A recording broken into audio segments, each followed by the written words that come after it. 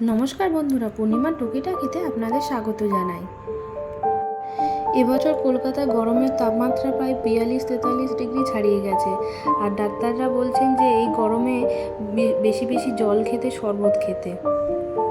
বাজারে এখন সব ধরনের শরবত কিনতে পাওয়া যায়, কিন্তু সেগুলোতে প্রিজারভেটিভ থাকে, তো সেই জন্য বাচ্চাদের খাওয়ানোটা অতটাও ভালো নয়। সেই জন্য আজকের বাড়িতেই বানিয়ে নিয়েছি আম পোড়া শরবত। প্রথমে গ্যাসের মধ্যে দুটো আমকে ভালো করে পুড়িয়ে নেবো, হালকা আঁচে পোড়াবো যাতে ভেতরটা পর্যন্ত ভালো করে পোড়া হয়। যদিও উনুনে এটা বেশি ভালো পোড়া হয়, কিন্তু আমাদের তো আর সেই অপশান নেই, সেই জন্য গ্যাসের মধ্যে পুড়িয়ে নিয়েছি। তারপরে হাত দিয়ে আমের কাঠটাকে ভালো করে চটকে চটকে মেখে নেব।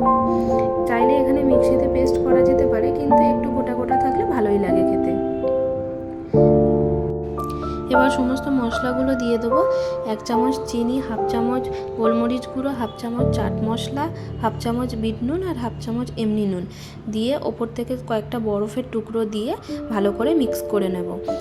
যেহেতু আমার আমটা খুব বেশি টক ছিল না, সেই জন্য আমার এই পরিমাণটাই লেগেছে। আপনাদের আমটা টকের ওপর ডিপেন্ড করবে নুন চিনি কতটা পরিমাণ দেবেন। তারপর ওপর থেকে 2টো কাঁচা লঙ্কা চিড়ে বেশ কিছুক্ষণ রেখে দিলেই তৈরি আম পোড়া শরবত। খুবই কম সময়ের মধ্যে এই আম পোড়া শরবত তৈরি হয়ে যায়। আর আমের কাঠটা পুড়িয়ে প্রায় ফ্রিজে 1 সপ্তাহ মতো রেখেও দেওয়া যায়। একবার বানিয়ে দেখবেন কেমন লাগলো, কমেন্টে জানাবেন। ভালো লাগলে লাইক করে দেবেন আর চ্যানেলটিকে সাবস্ক্রাইব করে সাথে থাকবেন।